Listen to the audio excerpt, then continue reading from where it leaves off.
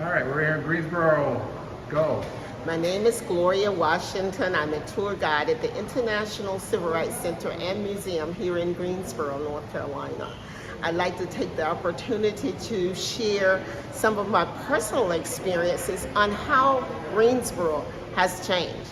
But I'm going to move outside of Greensboro and go all the way back to my hometown of Mount Olive, North Carolina. You see, I'm a child of Jim Crow segregation. I was born in 1950 in Mount Olive, North Carolina, and I was one of those little girls that saw the water fountains, the beautiful, tall, white, clean water fountains that whites drink from, but the little unclean, unsanitary, low to the ground water fountain that people of color had to drink out of. The reason that water fountain was so low is because many people of color during Jim Crow segregation were seen as simple animals. And you see, the animals could come up and drink from those water fountains. Can you imagine? I'm one of those little girls that walked down Front Street in my hometown and saw the beautiful restaurants all lined with white linen tablecloths with silverware on the table. But guess what? I was not allowed to enter the front door of that restaurant. If I got food, I had to go around to the back and wait for them to come to that back door and hand me my food out of a brown paper bag. Even though we paid the same as those people who sit down and enjoy the luxury of the restaurant. I was one of those little girls who could not play on any playground in my hometown. I could only play on the playground that was designated for coloreds only. And while we add that word, during Jim Crow segregation, color did not just mean black. It meant anybody that was not white. Well, you see, during Jim Crow segregation, there was only two separations for humans, and that was colored and white. Regardless of your race, creed, you were colored if you were not white. You see, during Jim Crow segregation, it was all about separation, making sure that the white race never mingled or came in touch with any other race. Because they were the superior race, they dished out all the policies, all the procedures, and everybody else was beneath and governed by those rules and regulations. Boys and girls, we've come a long way. We've come a long way from those days. For you see, I am a tour guide in that very museum today. I share those artifacts with people from around the world, but they were part of my actual life. You see, times have changed. Greensboro has changed. We have grown in diversity. We have grown in equity, meaning that I can go in almost any neighborhood and buy a home if I like. You see, there were times when if you were colored, it didn't matter if you had the money, it mattered the color of your skin. And you were only allowed to live in restricted areas. Imagine picking up a newspaper. You're trying to find a job. And the first description in those wanted ads says white or colored.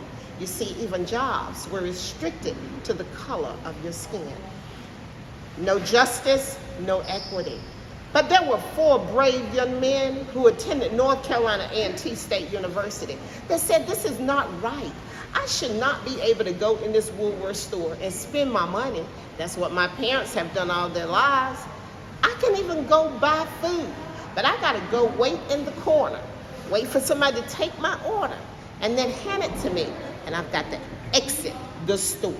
I cannot go in and sit down at an all-white restaurant.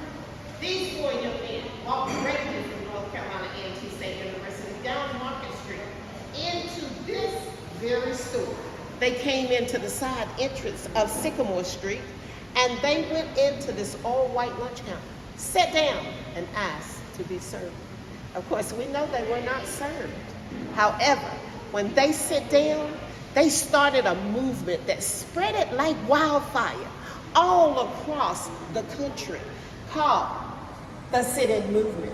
Because of the sit-in movement, it began to integrate lunch counters, not just here in Woolworth, not just at Crest down the street, but all across America.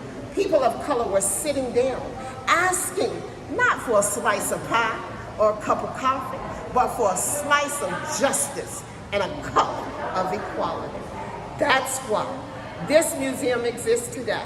That's why I work here proudly and share this story every day. For you see, from 1960 to 2020, there has been gigantic changes here in Greensboro. Equality has gotten better.